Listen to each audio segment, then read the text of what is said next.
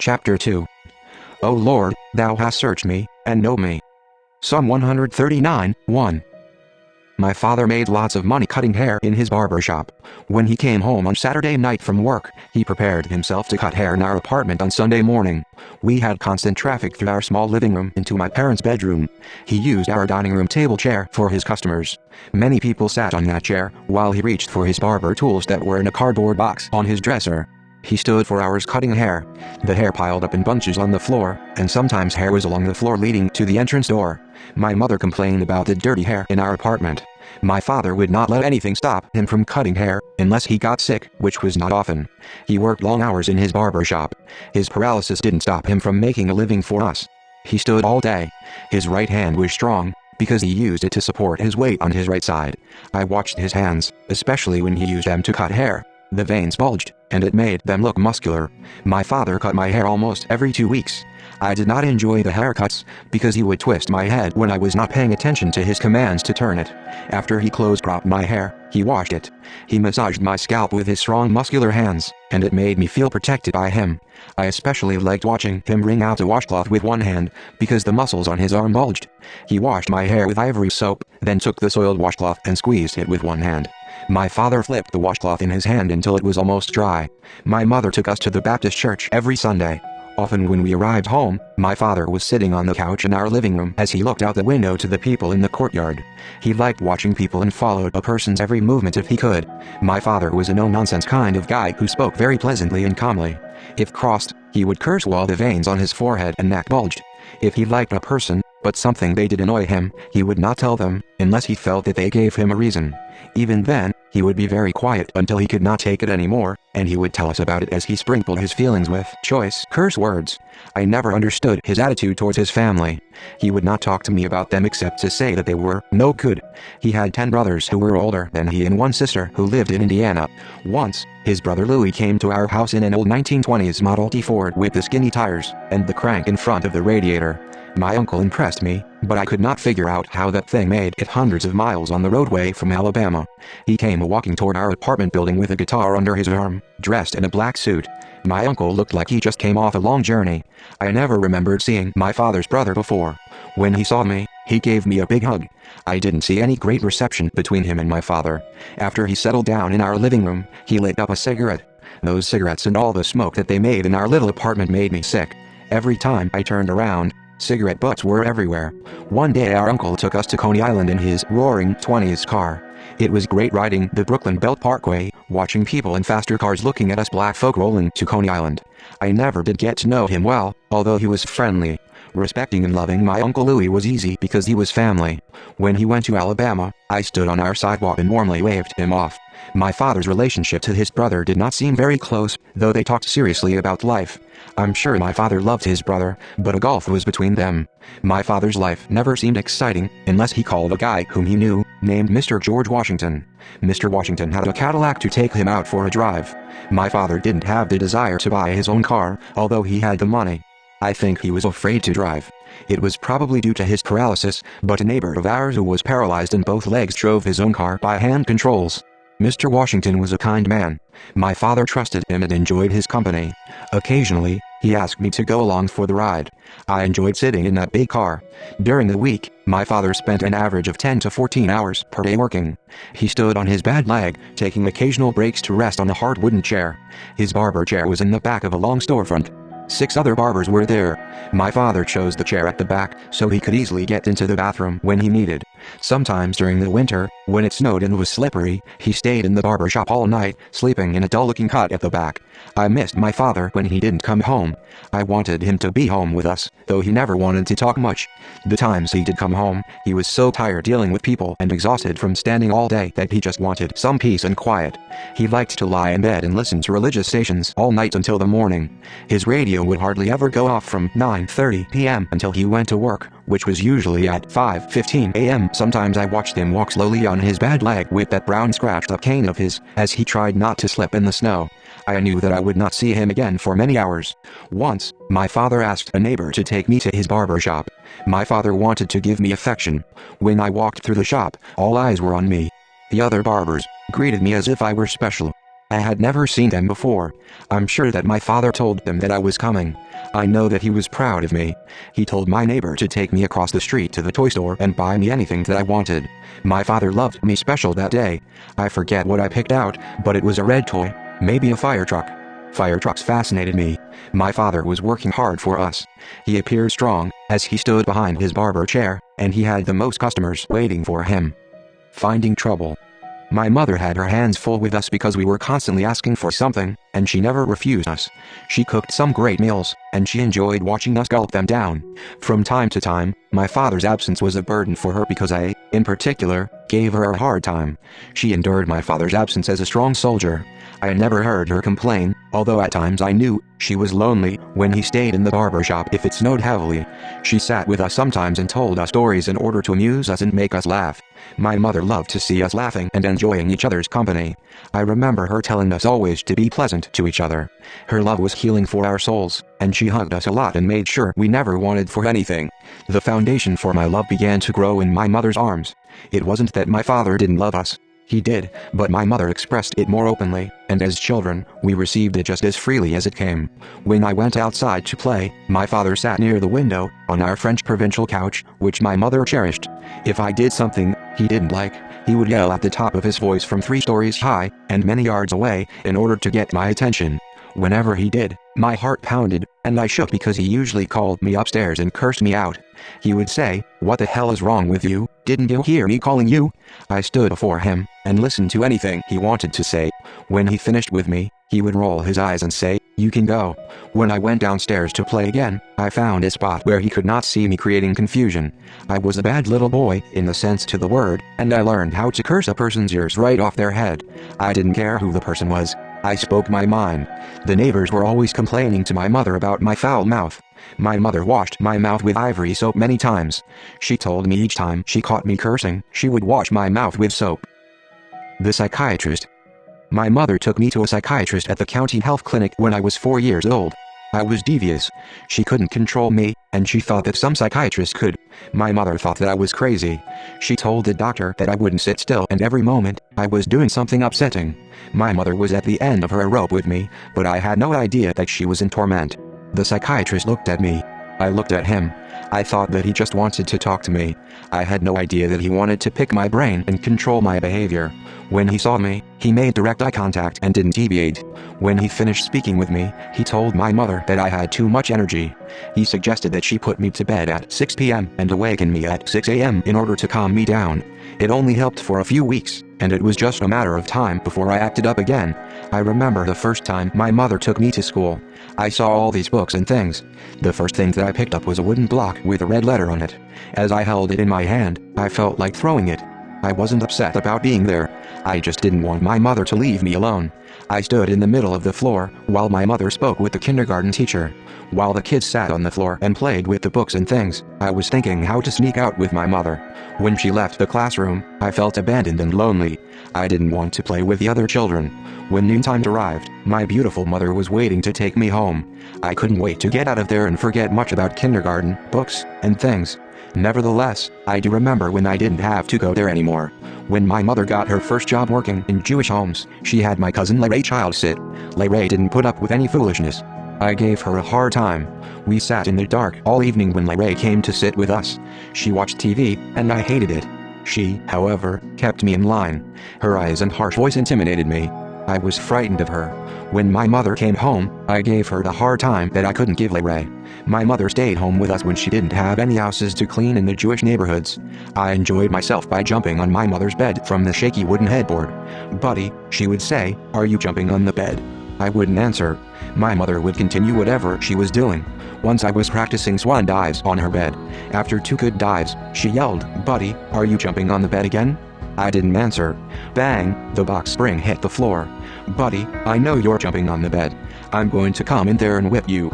I ignored her, and did another dive on top of the bed. She dashed in my direction with a shoe in her hand and started swinging it at me, hitting me on my arms, shoulders, and butt. I tried to guard my head, but she found everything else without much effort. She never hit me on my head with anything unless it was soft. She must have felt I was missing enough brains. I rarely cried when she beat me, but I knew not to ask for any more. When my mother was at work, after school, I roamed our little two-bedroom apartment and looked for anything that I could play with. We had the family's favorite fish with big eyes in a fish tank in our living room. It was a bad fish. It killed every fish in the tank. I was determined to kill that joker. I went into our kitchen cupboard and found vinegar and food coloring. Then, I went to the bathroom cabinet and got some iodine and alcohol. I put all the ingredients in the tank, and I stood with my nose and forehead pressed against the glass as I watched the skin peel from its eyes. It wouldn't die and float to the top. I pulled it out and stabbed it with a kitchen knife, then, I flushed it down the toilet bowl. When my mother asked about the fish, I told her it died, and I threw it away. My mother took us to many places. I remember the time that she took my sisters and me to the neighborhood theater, Clinton Movie House, in order to see a picture called Hi Lily. We sat in the movie theater, proud to be with our mother. When she spent recreational time with us, I felt very special. We sat in the balcony eating popcorn and candy, and the big screen was larger than life. Each spring she even took us to the Barnum and Bailey Ringling Brothers Circus at Madison Square Garden. I always asked her to buy me a light that the circus ringmaster asked that everybody twirl when the high wire act came on. The lion act was my favorite. I liked to see the lion tamer snap his whip and command those big beasts to roll over and jump over barrels. The high wire act always tensed me. I believed each year that someone was going to plunge to his death. What really thrilled me was when a man was shot from the cannon into a net. I wouldn't have let anybody put me in a tube with gunpowder, light it, and propel me through the air. The clowns were great. They had a tall skinny one every year that uncurled out of a little car. I laughed hard when the clowns ran around and hit each other on the head with rubber bats. They had an act where a clown picked up a bucket of confetti water that was confetti paper, and tossed it on the crowd. I always wished that I was sitting on the path of it. The circus was great, and my mother knew I loved it. One year at the circus, my mother bought a white cowboy hat for me, and I was proud to wear it. We did more than most of the kids on my block. My mother tried to expose us to as many things as she believed would stimulate healthy growth. She was always talking to us about loving people and caring about each other. Stealing. My father showed his affection for my sisters and me when he walked into our apartment after working a full 10 to 13 hours in his barber shop. He would bring us Chinese food, ice cream, or chocolate candy. My mother occasionally got upset with him for doing it, because she spent hours getting us to calm down, take a bath, and go to sleep. Often, we were in the bed when he came. He would stand at our dining room table, put the goodies down, and call our names. I was the first one to jump up. It was great when he brought old-fashioned vanilla ice cream for us. It was hard like a rock, and he would beat it until it got soft. I would watch those veins pop up in his strong hands while he whipped it. After we had our treat, my mother had a job getting us back to sleep. My father did this about once every week, and I loved it. He called during the day from his barber shop and asked me what I wanted him to bring home. Usually, whatever I told him, he walked into our apartment with it. I should have told him once to bring me a real car, so we could go out together as a family, as my father did with Mr. George Washington. He never made me a promise that he did not keep, and this was one of many things that I respected about him. My father understood the importance of being truthful with me. That is why it upset him when I stole some of his money. My sister Janice asked me to steal some of it in order to go into the movies. He usually allowed me to count his money on Friday nights. He would throw some cash on his bed and call me in order to count it. This time I put quarters in my pockets, shoes, and under my belt. He let me walk out of his room and did not say a word to me. Then, he called me back while I was showing Janice some loot. My father asked me if he had more money than what was left on the bed. I told him no. He said, "Empty your pockets." Tons of quarters came out. "Is that all you have?" he said. I replied, "Yes."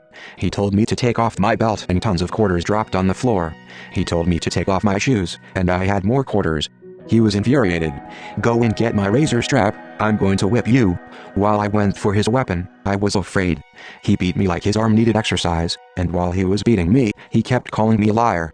If I had a quarter for each time he called me a liar, I could have taken the whole family to the movie theater.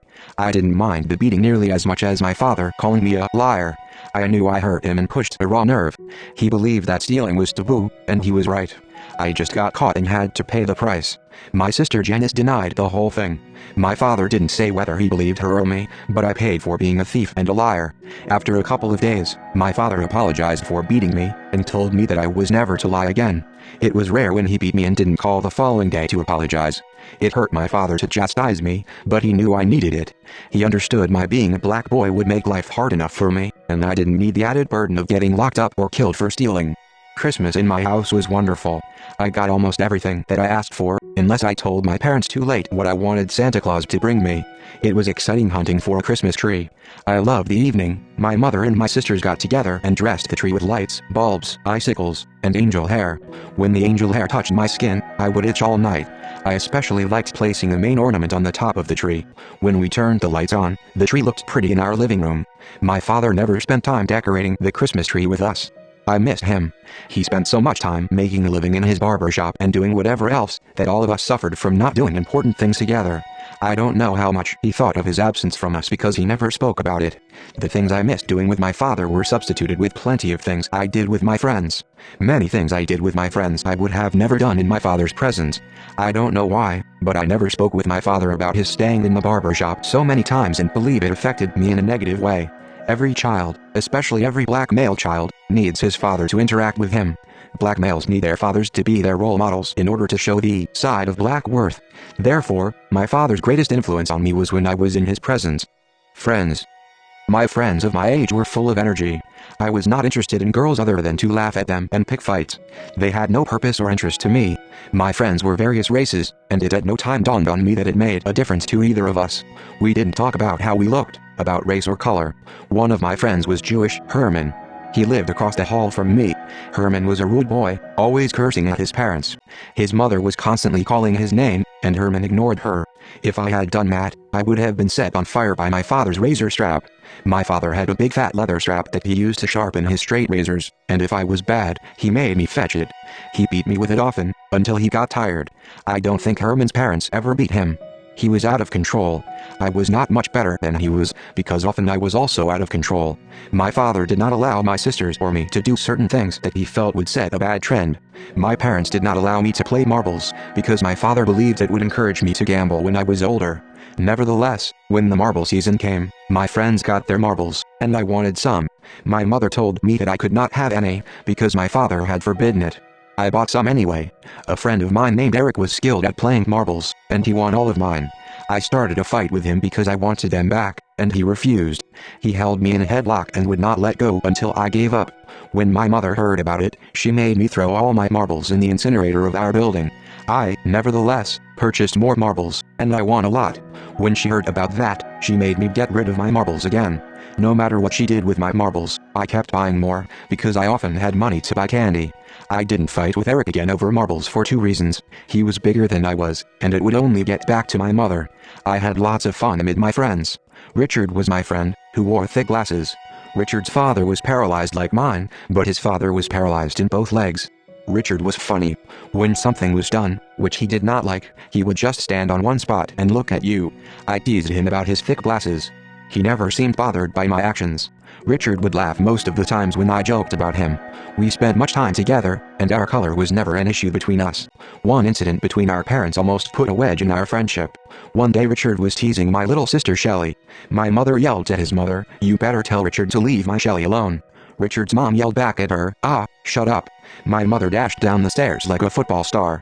Without breaking her pace, she grabbed a paddle bat from a little girl and went to beat Richard's mother with it on her head, saying, "Ah, shut up. Ah, shut up." I was in a state of shock. I could not believe my sweet little mother had assaulted and battered my friend's mother. That catastrophe took a backseat in my relationship with Richard, and we went on with our lives. Stephen was my best friend. He was chubby, light-skinned, and had curly hair. I liked Stephen's family because they were always laughing, especially his father, whom they called Danny Boy. Stephen and I were prone to misbehaving. Stephen's father thought I was the troublemaker. I encouraged some foul behavior, but Stephen was not exactly an angel. Once I gave Stephen a wrench to open the water hydrant. I ran and hid among the bushes, while Stephen slowly turned the nut. A police car rolled up, and a police officer caught him. I laughed at what happened, not taking seriously the consequence of the crime. Stephen's father prohibited him to be with me, because I cursed and was a bad influence. The separation hurt us. even obeyed his father's wishes.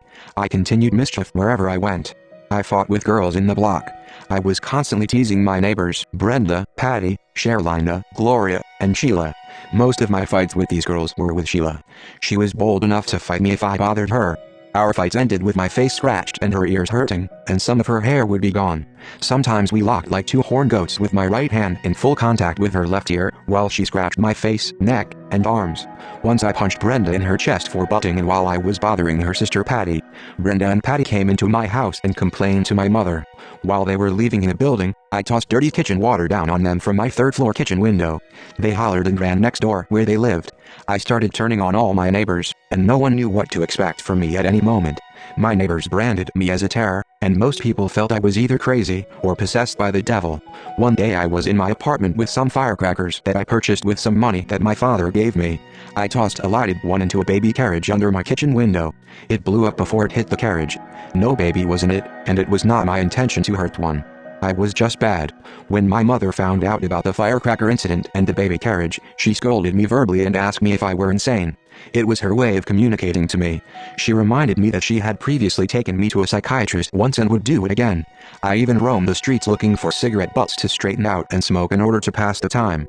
I tried smoking a mini cigar one day and near choked to death. One of my wildest adventures was when I went off with some guys whom I didn't know and scaled a large fence. We went into the famous Todd shipyard, where lumber was kept. They had some bad dogs in there, and we all knew it. Halfway into the yard, these dirty-looking dogs charged us. I barely grabbed onto the galvanized fence before one of those dirty dogs tried to rip into me. I took many chances and put my life on the line. My life was in danger of extinction until I almost lost my left eye. I was in Coffee Park, the neighborhood park, clowning around as usual. I grabbed my friend Tyrone's hat from his head and ran into an occupied swing. The swing struck me above my right eyebrow and exposed my skull, and the blood gushed out like a fountain. A person took me to the first aid building. When my mother arrived, she screamed when she saw me. It hurt me to see her frightened and crying. After they took me to the hospital, they stitched me. I vowed never to hurt my mother again. I behaved on holidays when the little family we had in New York got together. Thanksgiving was one of those times. My Aunt Doris, Ray's husband Louis, my cousin Sarah, who we called Aunt Sarah, her husband Douglas, and all their children with a host of other relatives flooded our little project apartment. The men would sit with my father and discuss all kinds of things. The women would talk between themselves and serve the men food and drink. It was the only time my parents allowed me to drink alcohol, 12% grape wine. Once I drank a whole 8-ounce glassful as if I were drinking milk, got drunk, and fell in the clothes closet. My cousins who were my age loved to joke and have fun. We got along well. I forgot if I fought with any of them, although I probably did. I enjoyed Thanksgiving almost as much as Christmas because I felt secured by being with my relatives. When the evening ended and everyone got restless and started going home, I wanted them to stay. I will never forget these special times that we stayed together.